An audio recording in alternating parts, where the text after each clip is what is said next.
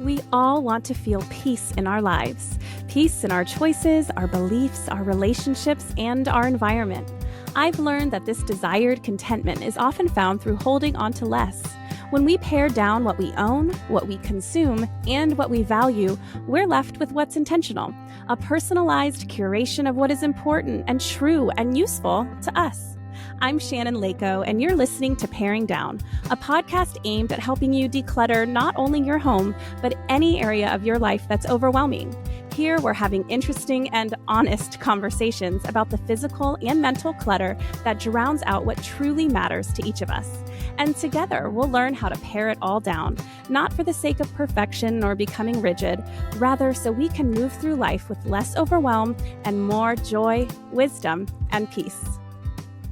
Hello, friends. Welcome back to Paring Down. I am recording this before heading out of town with the knowledge that Kodiak, Alaska, where I live, is about to get a massive blizzard. So the odds of me getting back in town on time is pretty minimal. But I'm going for a super fun reason. And my husband was like, listen, if you have to stay in Anchorage for a couple of days on a little writing retreat because you can't get back to Kodiak, so be it. I mean, that is a supportive husband. But I'm going because I am doing a brand photo shoot. Who do I think I am? But it's so fun for my new website that's coming out in February. I have no real professional photos of myself, which feels fine. In some ways, like the picture for this podcast cover my husband took in our kitchen. So, there's ways to get around it. However, I am working with a wonderful branding team that I mentioned on the podcast last week or 2 weeks ago, and they are going to make my site look beautiful. So it's probably a good thing for me to have some pictures on the website that look just as beautiful as their work. So I am heading out tomorrow morning, but I was like, wait a minute, I need to get this podcast episode recorded because what if I don't get back in town before Tuesday in time to make the episode? So we're getting it done. Also, not that I want to get stuck in Anchorage, which for the record, Anchorage, Alaska is like an hour and a half flight from Kodiak, Alaska. Kodiak is it's actually a very large island with a very small population off the coast of the mainland of Alaska. So we are in the middle of nowhere, which is why if you saw on my Instagram recently, the barge has continued to pass us because we've had really high winds and they can't safely dock and unload all of the food and provisions. So our grocery stores have been like very empty recently. I mean, we out here, folks, and it is winter time in Alaska, and it's been an interesting learning experience. But because of those high winds, especially because we have a big blizzard warning for tomorrow, I think I can get out in the morning, but the blizzard is supposed to start in full at 6 p.m. tomorrow night. And so getting back would be the problem because the planes can't land. And that's pretty common in the winter months in Alaska. I remember when I lived in Ketchikan, Alaska, I was flying back from my girlfriend's bachelorette party in Chicago, and the flight made it to Ketchikan. I can see my house literally out of the window, but they couldn't land safely. They always give it, I think, 2 or 3 chances to be able to land safely. I guess those are called approaches. But yeah, so they'll do 2 or 3 approaches. And if they can't land, then they turn around and go back to where they came from. So we had to go all the way back to Seattle. That was like the worst moment of my life. So if that happens tomorrow night, if they cannot land safely in Kodiak, we would then go back to Anchorage and I would be stuck there until they were able to try again. So that should be interesting. But I was going to say, I don't really hate the idea of being stuck in Anchorage for 2 nights at a hotel because I am about to finish the first draft of my book. I will finish it by the end of the week, by this Friday, which is nuts. I'm working on the epilogue right now. It's so bizarre. I'm like, I can't believe I did it, but I have to actually finish the epilogue.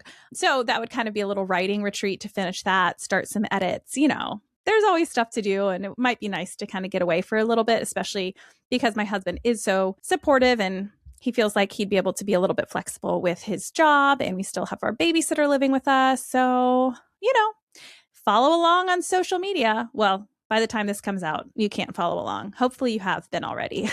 Oh, I did want to say for anyone watching on YouTube, if you notice my shelf behind me doesn't have any books on it and it looks really weird, that's because I've packed all of my books as a prop for my photo shoot. So they're in my suitcase. Okay. Anywho, enough about Alaska life. Although I have gotten a couple requests lately to share more about what it's like to live in Alaska. I might do a full solo episode about that soon and relate it back to living simply, because there's really no other choice out here. Oh, and to answer questions, are we moving to Finland? TBD. That was also something on social media this week that I was sharing with everyone. But basically, my husband got a job offer through the Coast Guard in Finland. There's two different ones. One in Rauma, which is a very small, quaint town, 3 hours from an airport, very adorable, but very remote in many ways. And then one in Helsinki. And we would move next summer, which there's just a lot to consider there because we love Alaska. And if we were living literally anywhere else, I think we would jump on the chance to move to Finland because that's my dream place to live. But we live in my dream place already, and the kids are thriving here, and our youngest son is Alaska native, so having him in Alaska is really valuable to us. So there's a lot to consider, but I'll keep you guys updated in case I happen to move to Finland next year. What? Oh, life is crazy. Okay, today we're talking about self-discipline as it relates to decluttering your home. But of course, this always relates to anything you want to do in your life with intention. Paring Down is a podcast about living intentionally. And of course, I like to focus on helping you declutter your home as a catalyst for living intentionally in the rest of your life. And funny enough, I was just listening to a podcast with Brene Brown and Adam Grant in the car today. And randomly, they started talking about the difference between being disciplined and being rigid. And I was like, oh, this is so crazy. I just mapped out my whole podcast about this. It just was really fun. So I'll share some of their insight here too. And let me just say that the reason I wanted to talk about self-discipline today is because I do feel like when it comes to decluttering, a lot of people say they want to. And then I find that there's this vibe of but how do I just make it super easy? A lot of times I feel like people want to declutter, but they don't want to declutter. Right? They want to live in a decluttered home, but they maybe don't want to put in the work to do it. And sometimes the ugly truth is that you just have to be self-disciplined and do it. You just have to do the work. You just have to get your hands moving and fill the trash bags full of donations, fill the trash bags full of trash. And sometimes that's just a matter of being self-disciplined. But it doesn't have to be a bad thing. It doesn't have to be this big, heavy, ugly lift, this miserable, self-disciplined, serious person who just does what's miserable because it's the right thing to do. No. So let's start by talking about some myths about self-discipline before we talk about how to develop some of that self-discipline and what types of things to be disciplined in our house about if we want to live in a decluttered home. What is self-discipline? So self-discipline is the ability to control one's feelings and overcome one's weaknesses, or the ability to pursue what one thinks is right despite the temptations to abandon it. So not only are we controlling our emotions, we're controlling our behavior. And controlling emotions, I know, can sound like a little weird because I don't believe that any emotions in and of themselves are bad. So really, I think here it's more so controlling your response in the face of your emotions. So if your emotion is anger, self-discipline is being able to step away without acting upon that anger in an unproductive manner. So let's talk about some myths about discipline in general. So the first myth is that discipline is rigid and it is joyless. But in reality, discipline creates freedom and ease, not restriction. And this is the part that Brene Brown and Adam Grant were talking about on the Dare to Lead podcast. And Brene related it to the Buddhist concept of near enemy, which is basically you choose a virtue like compassion, for example. That's the example she gives. The far enemy is indifference. The near enemy is pity. So the near enemy is something that kind of can disguise itself as the virtue or the characteristic or the quality at hand, but it's not actually the one that you want to be. So she was talking about how the near enemy of discipline is actually rigidity. And I thought, wow, that is such a good point. And she says, when discipline fails the capacity to reflect and change in order to reach the ultimate goal, it is now rigidity. So let me say that again. When discipline fails the capacity to reflect and change, so basically you refuse to reevaluate and make a better choice in order to reach the ultimate goal. In other words, you still are more concerned with what the ultimate goal is rather than being stuck in your ways. If you fail to do that, that is rigidity.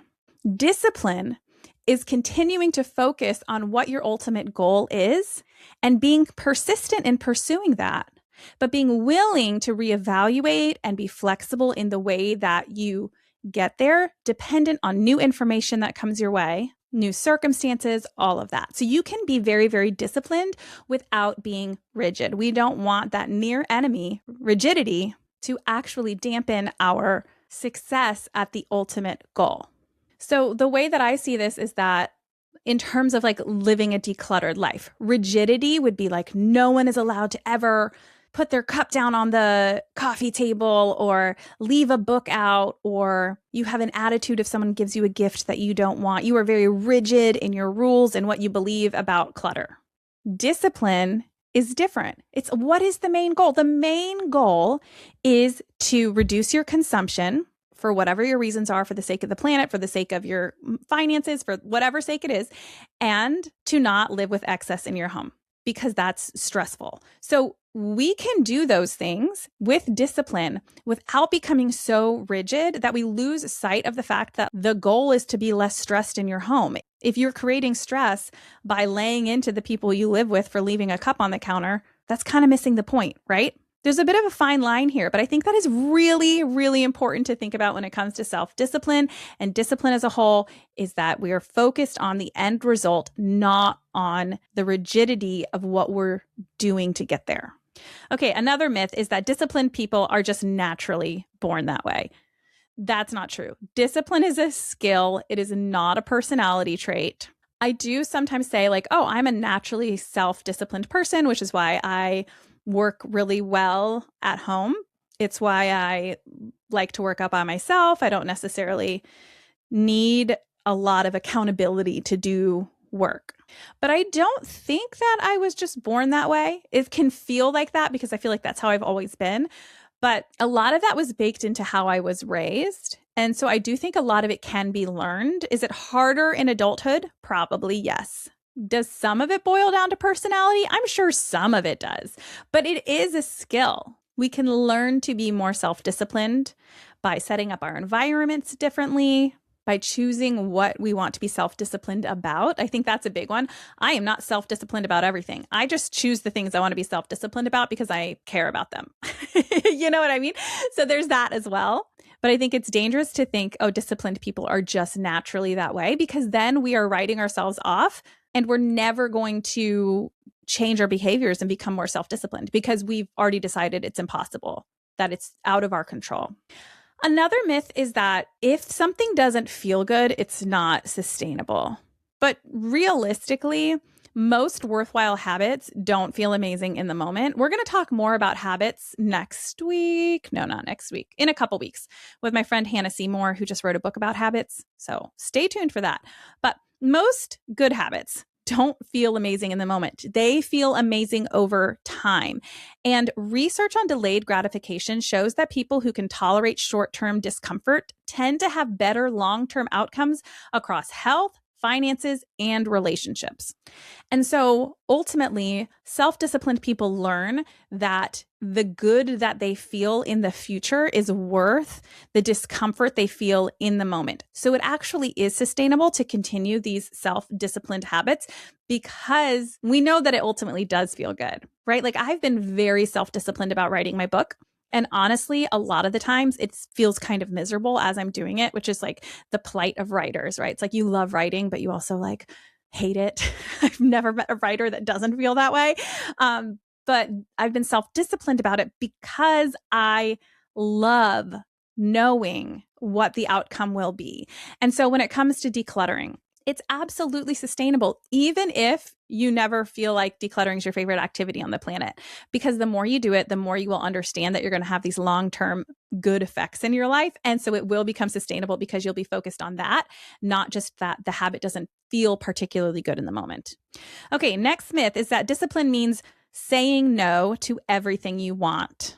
Incorrect. It's about being disciplined and saying yes to the things that matter most to you. Like I mentioned, nobody is disciplined about everything. And also, the things we want to be self-disciplined about are moving us towards the things that we want. So, in pursuit of your goals, will you have to say no to some things? Yes.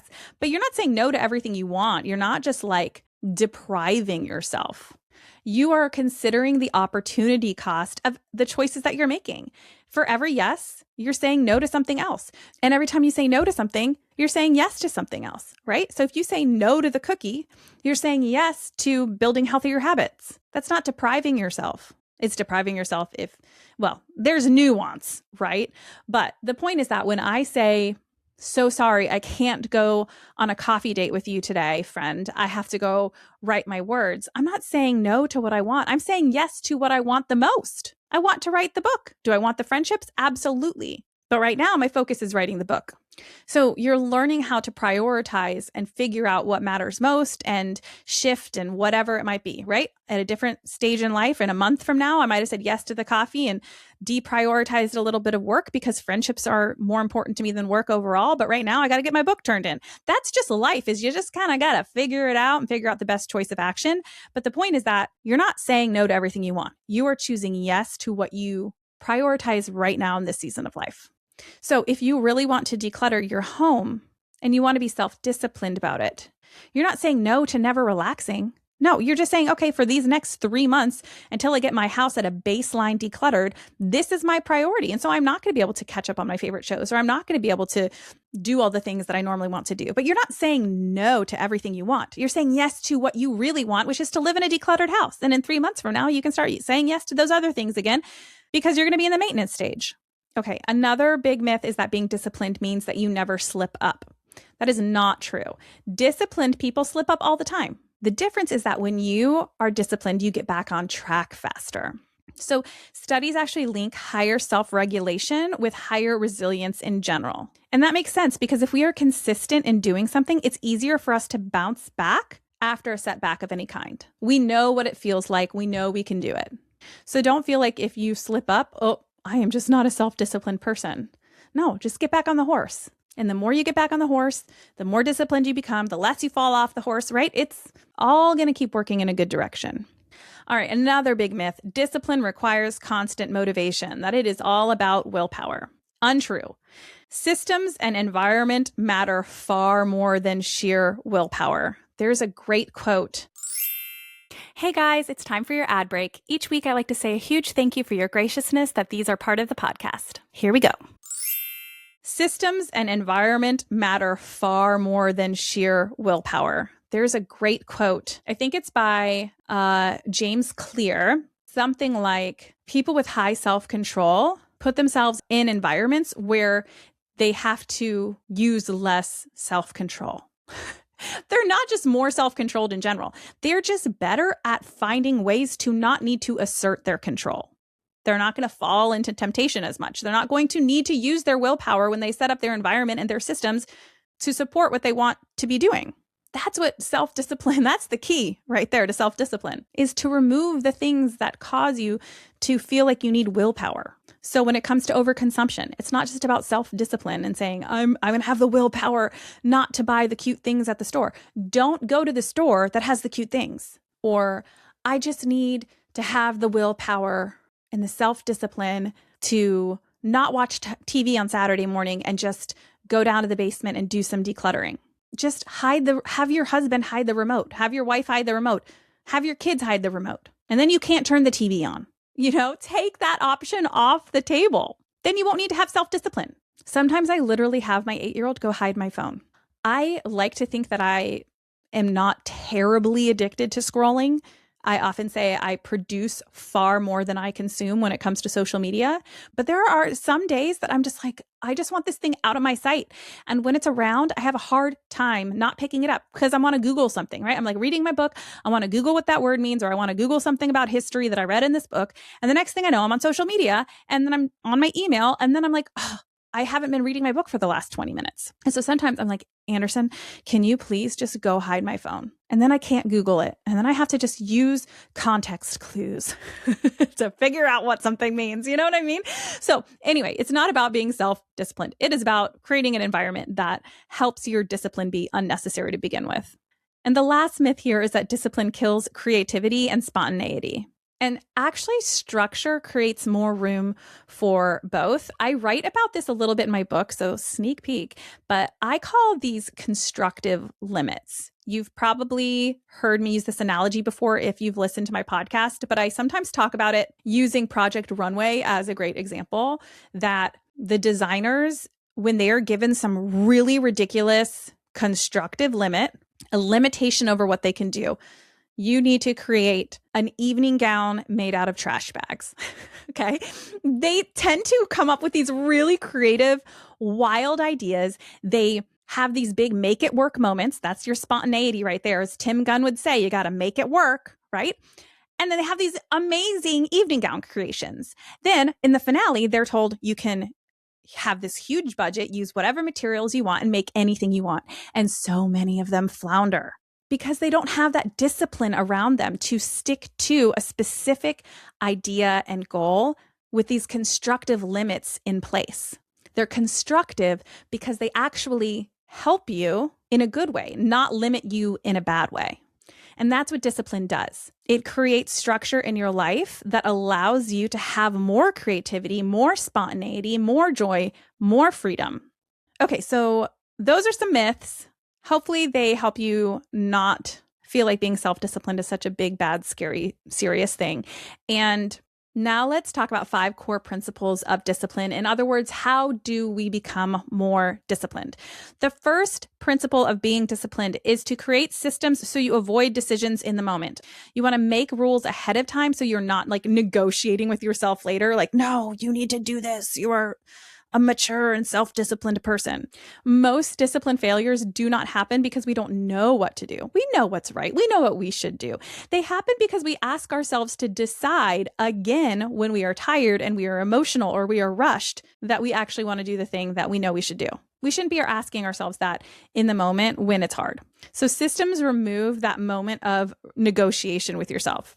So when it comes to decluttering, one of the best ways that you can be disciplined is to make parameters about what you're going to keep and what you're going to let go of before you start the decluttering process. Examples might be, I only keep clothes that I've worn in the last year. It might be that mail gets opened and dealt with the day that it enters the house.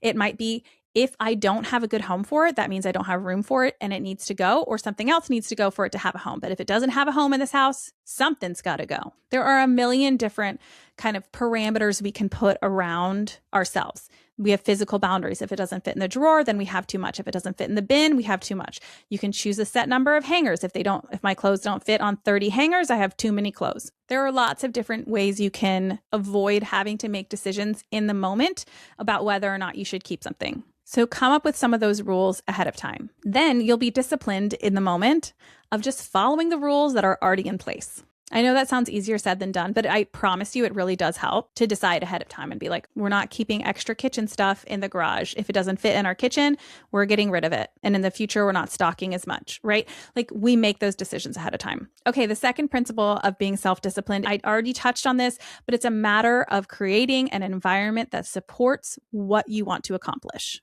So the first one is to create systems to avoid those decisions. The next is to create an environment. This is a little different than just decisions. Like I mentioned, disciplined people do not fight their environment. They engineer it to support them. So one big one might be that you want to get rid of surfaces to begin with. If you find that clutter builds in your home on surfaces, what if you just didn't keep a table next to the front door? Then what? People would actually have to go hang up the keys, put their sweatshirt on a hook, and put their sunglasses in like a predetermined bowl. If you are tired of like clutter piles on top of chairs or on top of things, remove the chair. Stop making that an option. Another great way to engineer your environment is to have a donation bin in your closet, or at least one somewhere in your house where you immediately take things that you're like, oh, I don't need this anymore. I can donate it. A running donation bin. That is setting up your environment to continuously donate. For me, a big way that I have engineered our playroom is that I don't keep as many totes, like little cubes in there anymore, because then I could just fill them up with stuff. My kids bring stuff. Sure, we have room, put it in a cube in the playroom. But since we only have 6 storage cubes and 2 baskets, that helps keep the environment decluttered. We don't have anywhere else to put stuff. It just really keeps things in check. So consider decreasing your furniture, decreasing your bins, decreasing these things that allow you to squirrel things away. Another way to design your environment might be to label things, label shelves in the pantry, label little drawers underneath the bathroom sink, right? So you know exactly what should go in something, so you're not cluttering it up with miscellaneous items that end up making it so you don't know where anything is. And you'll notice throughout this episode, I am talking about both kinds of clutter. I'm talking about that deep clutter you're actually trying to move out of the house. I'm also talking about daily clutter that just clutters up our environment. And they're kind of two different things. But in this episode, I think being self-disciplined and keeping a decluttered home plays into both types of clutter. Okay, the third principle of self-discipline is to lower the bar. Lower the bar. These small, repeatable actions beat big, dramatic efforts every single time. Most people are not self-disciplined because they set the bar way too high about what they're being disciplined about. I am going to be disciplined about putting away the laundry, doing the laundry every Saturday and putting it away. If you're only doing laundry once a week and you have more than 2 people living in your house, that is going to be a lot of laundry on Saturday, and you have other things probably going on Saturday. You are trying to be way too self-disciplined in a way that is way too major. So maybe your self-discipline needs to be broken down into something smaller. I'm going to be self-disciplined by touching laundry in some capacity every single day instead of just on Saturday. It sounds like it'll be worse, but in reality, it's less self-discipline. That's how I operate. As long as I'm touching laundry at some point, we're golden. My bar for self-discipline with laundry is very low, but ironically, it keeps laundry from taking over my life. So be disciplined about smaller things. Be disciplined about doing a 10-minute declutter every single day. That builds the consistency that helps you start to actually make progress instead of like doing big things and then burning out. But I think if you want to become disciplined about something, self-discipline means you're doing something repeatedly. Being self-disciplined about your consumption, that means consistently in little ways saying no to buying things you don't need or accumulating things you don't need.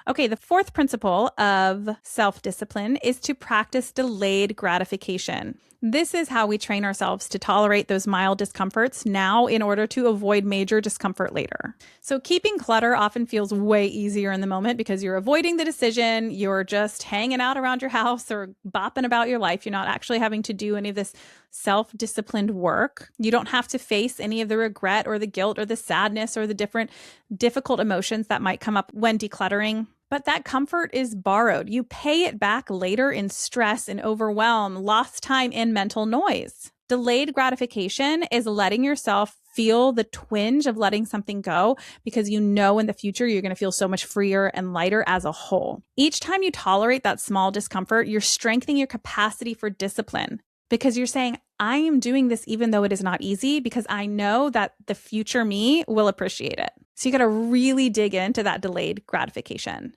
And honestly, the more you do it, the more you experience it, and the more it makes it easier to do those hard things in the moment. The last big principle of self-discipline is to decide that you are self-disciplined. I honestly think that because I believe I'm a self-disciplined person, I'm like, oh yeah, I'm naturally pretty self-motivated. That's why it's a good fit for me to do a podcast or to work for myself. Yes. And I think just the fact that I believe that makes it true. It is a self-fulfilling prophecy. If you're like, I'm just not self-disciplined, then you're not going to be self-disciplined, But if you're like, oh yeah, I'm actually pretty good at just like doing what needs to get done, then you're going to do what needs to get done. So believe in yourself as a self-disciplined person. Practice saying it out loud. Write it down. Do the types, literally writing it down and saying things out loud are ways that we solidify information in our brain that has been supported by research over and over again. Writing things down, saying them out loud, make them more likely to come to fruition and make us believe them more. So I'm not one for like looking in the mirror and saying self-affirmations. I'm not saying that's a bad thing. It's just not something I usually do. But in this case, it might be a pretty cool practice. Like I am a self-disciplined person. And while you're there, you can do some more self-affirmations. I am smart. I am kind, I am loved, and I am self-disciplined. I don't think any of us could go wrong saying those things out loud to ourselves in the morning, no matter how weird we feel about it. But also write it down or say it to your partner. Say, you know what? I actually think I am a pretty self-disciplined person. And your partner might be like, LOL. And you can be like, actually, I am. I'm going to prove it to you.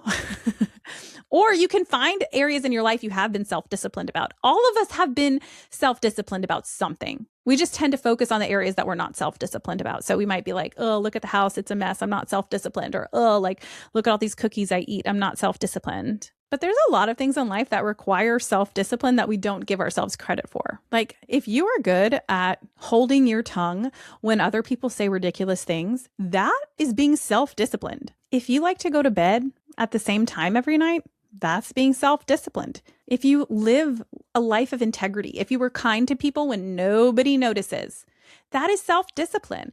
Everyone is good at being self-disciplined about something. So keep that in mind and tell yourself that you are a self-disciplined person, and that will help you with your self-discipline around the house.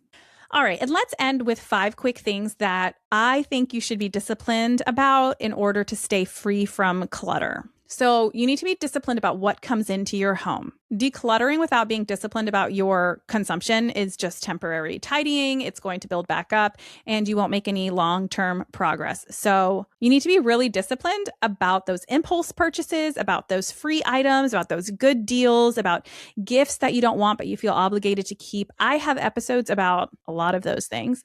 I will put the gifts episode in the show notes. You know what's weird is I don't have an episode about impulse purchases, but I do have one about upgrading with Laura Fenton. That was a great one. So I'll put that in the show notes too.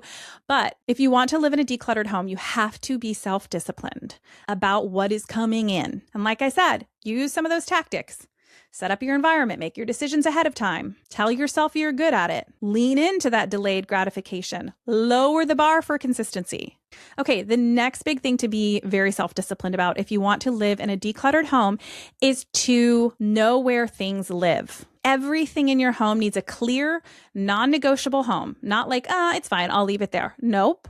Where is its home? Where does that sweatshirt go? Otherwise, clutter's just going to creep back in. If something comes in your home, you need to say, okay, where does this live now? And if you don't like the fact that you have to give it a home, that tells me it probably shouldn't be coming into the house. Like quite literally every single thing, every little weird toy my kids bring into the house, every single piece of paper, whatever comes in, we then have to decide, where is this new thing's home? And that keeps it from being a cluttered house. I'll tell you right now, I'm struggling with some clutter on our windowsill because we have this big empty window seat. It's so tempting to just throw stuff there. And my kids got this really rad AI sticker maker for Christmas where they say, make a sticker of a rocket ship in the shape of a pizza. And then this crazy little AI machine makes that and prints it out on a sticker. My kids are obsessed with it. And it also, fun fact, will not print dirty words because my 8-year-old, of course, was like, print a piece of poop on top of my sister's head. And so it didn't do it. But anyway, I don't know where to keep it. And all of the paper rolls of all the stickers, it's a mess. It's a mess because I have not figured out a home for it. That is what clutter is inside of our house, is we don't have a home for it. So it goes in a pile, it goes on a windowsill, it goes on a counter, and then these things build up into these big doom piles of clutter when in reality, we either need to find a home for it that makes sense that we have space for, or we need to not have it to begin with because it's just going into these piles. So that is a big one. First one to be disciplined about, what comes into your home. Second is giving everything a home. The third is your daily resets. I think this is really important to be disciplined about because normal daily clutter is normal. I stand by that. I don't know how anyone never has anything out of place in their house, especially if they have children. We live here. I'm cool with the fact that we live here. But 5-minute daily resets, we should be pretty disciplined about. This might include dishes. This might include just basically getting things off of the dining room table, off of the kitchen island, back in their homes. Daily resets are a lot easier when everything has a home because you're not making decisions or trying to figure out what to do with things. You're like, oh, I know where this goes, right? It doesn't take very long, but it stops the layers of clutter. That's where you start to have a problem. Daily clutter, whatever, you live there. When it becomes layered, that's when things get a little bit sticky and our houses get a little out of control.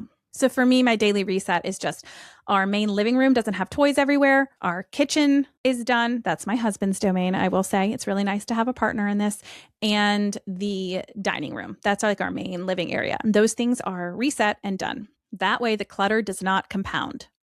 The fourth thing to be self-disciplined about if you want a decluttered home is breaking free from your emotional attachment to stuff. I have to remind myself regularly that I do not need the stuff in order for my emotions about whatever they represent to be real. I get better at it over time. I have gotten better at it over time. So in that sense, the self-discipline becomes easier, but that's kind of what self-discipline is. The more you do it, the more you're disciplined about it, the easier it becomes. Again, we are not robots. I believe in certain sentimental items. You guys know I believe that sentimental items are not all bad, but we need to be disciplined about reframing our relationship to stuff, about what materialism looks like, about when we are attaching emotions to things that aren't truly what matters, and just disciplined about maintaining our values. And the very last thing is just being disciplined about the maintenance of decluttering, of knowing that you are constantly throughout life going to have to declutter stuff because new stuff just finds its way in. So I'm very disciplined about reassessing my stuff. I don't let my kids' closets build up for 6 months to a year. I'm reassessing those almost weekly, frankly. Same with their toys. Those, especially with kids, things come in more quickly. But sometimes I reassess our kitchen and I'm like, oh, I don't think we need this many anymore. I reassess my closet all the time. Just become disciplined about reassessing your belongings and continuing the decluttering journey. So let me land this plane, which might not happen on my flight tomorrow night on the way back to Kodiak, Alaska. That plane might not land, but we're going to land this one. The pun was not intended, but it sure seems to work. Discipline is not about perfection. It is not just about control. It is not about rigidity. It is about protecting the clarity you worked so hard to create. It is saying, I know what the end goal is, and I am willing to put in the work to get there. With discipline, clutter coming in is no longer a cycle. Instead, with discipline, getting stuff out becomes a good cycle, right? We're trading one bad cycle for a good one. So I hope after listening to this episode, you feel motivated and excited to be the self-disciplined person that you are, to actually accomplish what you want to accomplish and reap the benefits inside your home that will then spill over into the freedom in the rest of your life to do and focus on the things that matter, which is not all of the stuff bogging down your house. Thank you all so much for being here. Thank you to those of you who DM me and say hello sometimes. It's so nice to hear from you. Thank you for the person who reminded me that I hadn't changed my new Instagram handle in the show description on Spotify. Like, the fact that you guys reach out and like help a girl out or just encourage me, it's so amazing. If you haven't left a review yet on the show, oh my gosh, thank you to all of you who have. If you could take a second to just go hit the 5 stars, that means so much to me too, especially if you can write like something, a little nice little note, because that helps other people. They skim through those to be like, is this something I want to listen to? All of that is just so incredibly helpful. So thank you for those who have done that. Just any form of hearing from you is the absolute best. Thank you for being here. And I will see you next week. Bye. You just listened to an episode of Paring Down with me, Shannon Leyko. If you enjoyed the show, it would mean the world if you could leave a 5-star review wherever you listen and share this episode with a friend. Those reviews really are what keeps a podcast on its feet for the long haul, and I will read every single one with a huge smile on my face. So thank you ahead of time. Also, don't forget to hit subscribe or follow so you don't miss an episode, and sign up in the show notes for my short weekly newsletter, The Less Express, to keep you on track toward a life of freedom from excess. Last, be sure to follow along on Instagram at Shannon Leyko. That's Shannon, Leyko, where I offer lots of tips and inspiration for paring down, along with what's new here on the podcast. Till next time.